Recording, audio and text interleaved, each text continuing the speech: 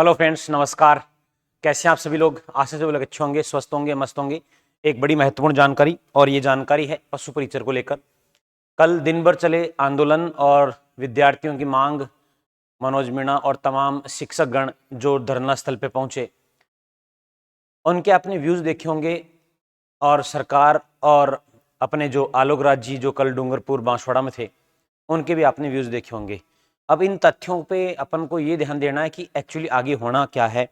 इस पशु परिचर भर्ती में कुछ आगे बदलाव होगा या फिर बदलाव नजर नहीं आ रहा है दोस्तों। तो आपको क्या लगता है? आप अपने व्यू जरूर दीजिएगा, लेकिन मैं भी इस पे एक और बात आपसे करने आया हूं कि जो पशु परिचर है इसमें क्या नया बड़ा अपडेट है, क्या रिजल्ट वापस पुनः आएगा? आपको क्या लगता है? आप अपने दिल की बात कीजिएगा, आप अपने मनोयोग की बात कीजिएगा, आप अपने विचारों की बात कीजिएगा। हाँ, ये संभव है।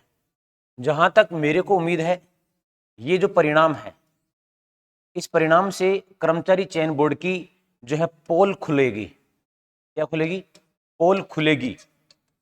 और जब पोल खुलेगी तो दोस्तों ये अपनी पोल को बचाने के लिए, अपनी पॉपट होने से बचाने के लिए बहुत ज्यादा ये कोशिश करेंगे कि ये परिणाम पुनः ना बदले, पुनः ना बदले।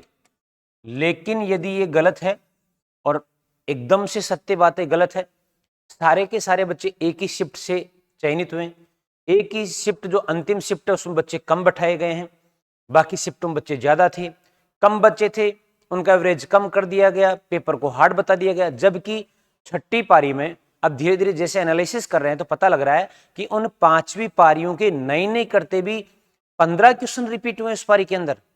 15 क्वेश्चन उनके रिपीट हो गए पुराने। 24 नंबर आप उनको बढ़ा देते हो। अरे भाई, तो आप उन्हीं को सिलेक्ट कर दो, बाकी का एग्जाम ही क्यों लिया? मेरी बात समझ?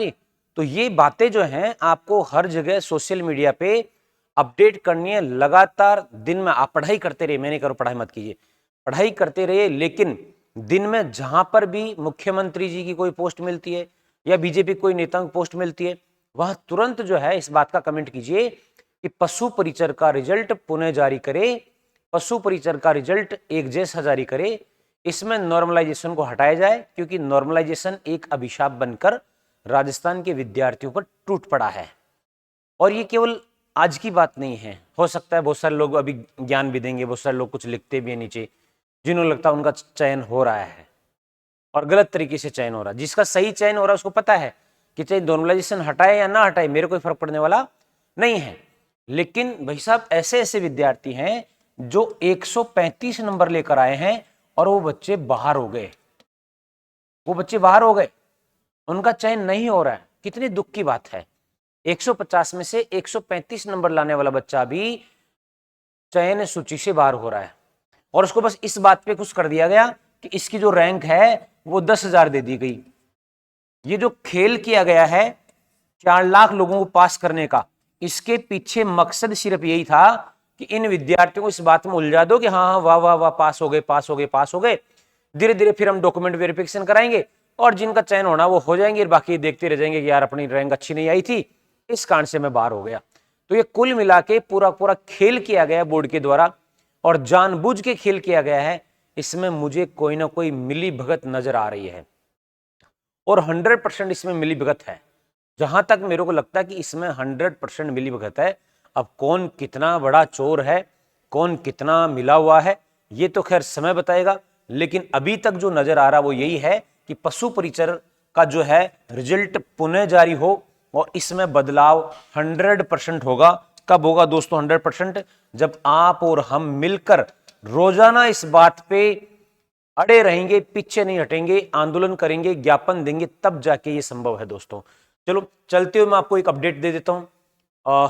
आप सबके प्रेम से अभिभूत होकर, जो कि 50,000 से अधिक सब्सक्राइबर इस परिवार में जुड़े हैं और 5.6 मिलियन व्यूज हैं, इसके उपलक्ष्य में हमने चतुर्श्रेणी कर्मचारी 4th ग्रेड का जो बैच है वो ऑफलाइन प्रथम 100 स्टूडेंट्स के लिए क्या कर दिया गया, फ्री किया है दोस्तों। इसके लिए यही है कि पहले आओ पहले पाओ, रजिस्ट्रेशन कराना आवश्यक है। और हाँ, मैं आपको बता देता हूं, रजिस्ट्रेशन शुल्क 999 है, यानी कि फ्री बैच है ये, लेकिन फिर भी रजिस्ट्रेशन रखा गया। उसका उद्देश्य सिर्फ इतना है ये भी फ्री कर सकते थे, लेकिन इतना कि वास्तव में जो G9 बच्चा है वही क्लास में आकर बैठे। ऐसा नहीं कि चलो फ्री है जाके बैठ जाते हैं, एक दिन आगे फिर दूसरे दिन नहीं आए, फिर 5 दिन आगे फिर 6 दिन नहीं आए, तो इसलिए बाकी तो इसकी फीस जो है हमारी 8,600 रुपये फीस है और ऑलरेडी हमारे बैच इसके रनिंग है। ये तीसरा बैच स्टार्ट होगा दोस्तों, 2 बैच ऑलरेडी रनिंग है।